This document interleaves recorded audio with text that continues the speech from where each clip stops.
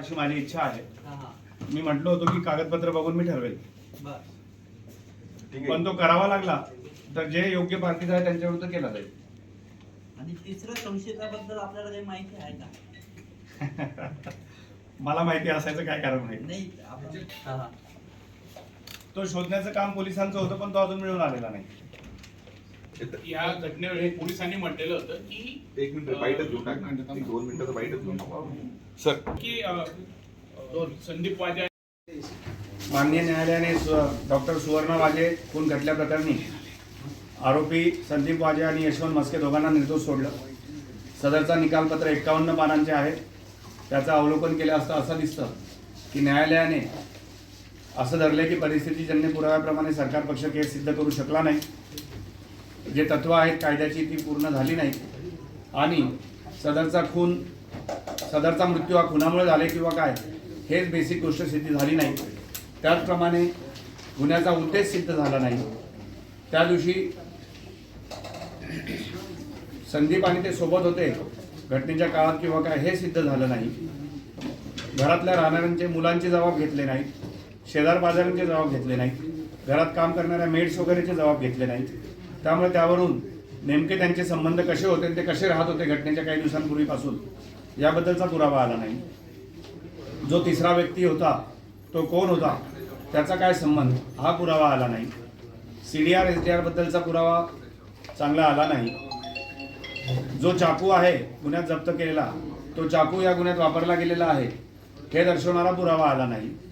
अशा सगळ्या पुराव्यांवरून माननीय न्यायालयाने त्या पुराव्यांचं विश्लेषण करून आरोपींना निर्दोष मुक्त केले आहे. सर ते याच्यावर मी सांगेल. मुळात बघा, म्हणूनच कायद्याचं तत्व आहे की जोवर गुन्हा सिद्ध होत नाही तोवर प्रत्येकाला निष्पाप समजावं. आणि म्हणूनच हे म्हटलं जातं की bail is a rule, jail is a exception.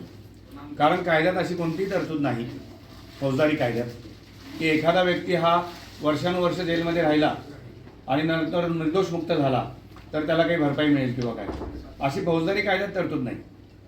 कारण त्याच्या आयुष्यातला गेलेला वेळ तर परत मिळत नाही. परंतु दिवाणी कायद्यामध्ये दिवाणी दावे करता येऊ शकतात अशी तरतूद आहे. तर या संदर्भात संदीप वाजे निर्णय घेतील. त्यांनी माझ्याकडे हा प्रस्ताव मांडला होता की सर आपल्याला अशी केस करता येऊ शकते का. तर मी म्हटलं होतं की सगळ्या पुराव्यांचा विचार करून आपण खटला दाखल करण्या इतपत परिस्थिती आहे का ते बघून अब्रू नुकसानीचा दावा करण्याजोगा असेल तर तो आपण करू शकतो. परंतु तो निर्णय शेवटी पक्षकाराचा राहील. संदीप वाजे किंवा यशवंत मस्के यांच्यावर अवलंबून राहील. त्यांनी जर त्याबद्दल कागदपत्र आणून दिली आणि विनंती केली तर त्यावर आम्ही विचार करून योग्य तो दावा दाखल करण्याजोगा असेल तर नक्की करू. सर आपण आणखी एक त्याबद्दल संदीप वाजे सांगतील. कायद्याची तरतूद कशी असेल सरांसोबत चर्चा करून कायद्यामध्ये तरतूद ज्या पद्धतीने त्या पद्धतीने मानहानीचा दावा 100% दाखल करणार आहे. मी ह्या 2 अधिकाऱ्यांबद्दल पण वरिष्ठांसोबत चर्चा पण करणार आहे. न्यायालयामध्ये पण त्यांच्याबद्दल मी तक्रार नाही म्हणता येणार, पण काय दाद मला त्यांच्याकडनं भेटेल त्याच्यासाठी पण प्रयत्न करणार आहे. संदीपजी तुम्ही हेतूच कळला नाही तोपर्यंत. आजपर्यंत मला हेतू कळला की त्यांचं हे लपवण्याचं कारण काय. जसं तो कुठला म्हणजे यांचा पहिला हेतू हेच होता का संदीपला टार्गेट करायचं आणि संदीपला फक्त आरोपी कसं करता येईल यासाठी त्यांनी प्रयत्न केले गेले. 10 दिवसामध्ये त्यांनी फक्त आम्हाला 10 दिवस बसून ठेवलं. आमच्याकडे चौकशी करताना उलट्यापालट्या केल्या जर चौकशीला कुठलंही तथ्य नव्हतं. सर आज जी तुमच्यासमोर केस दिसते तर सुवर्णा वाजेला तिसरा आरोपी होता, त्यांनी पळून नेलं, मग त्यांनी जाळलं किंवा आमच्याकडनं झालं, ही सगळं यांनी केलेली फ्रेम केलेली स्टोरी आहे. कारण त्याला मी लाईव्ह बघत होतो. अशी कुठली घटना घडलेली नाही, असा कुठला तिसरा आरोपी पण नसेल. यांनी केलेली फ्रेम, त्यांची तर संदीप वाजेच नाही तर तिसरा आरोपी कुठून आहे. हा तिसरा आरोपी नाही तर असं तिसरा व्यक्ती ज्यांनी केले हे त्यांना माहीत आहे आणि ते जाणून पण या गोष्टी लपवत आहे.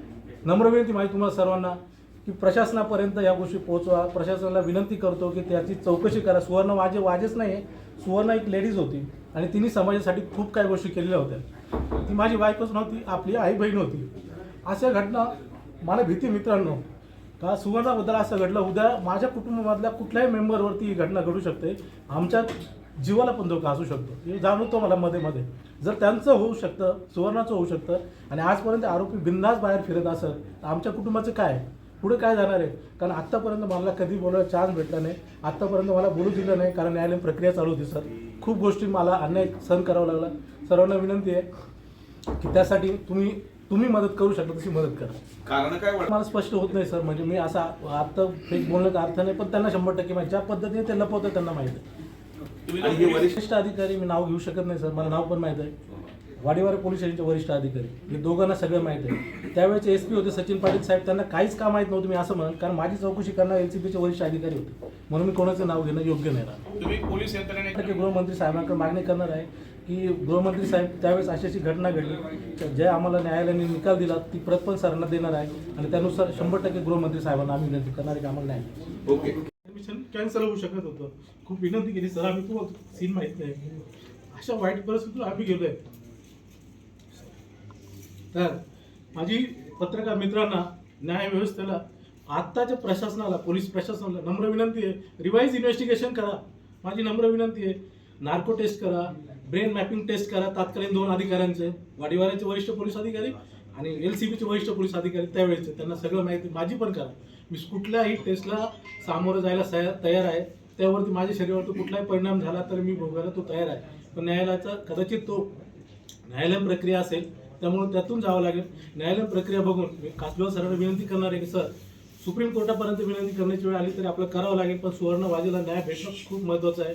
त्यांना या मुद्द्यावर मी बोलतो की त्यांना माहिती आहे, कारण ज्या गोष्टी त्यांनी लपवत आजपर्यंत लपवण्याचं कारण काय होतं, प्रत्येक गोष्ट त्यांनी लपवली, म्हणून मी ठामपणे त्यांचं नाव नसेल माहिती कदाचित, परंतु त्या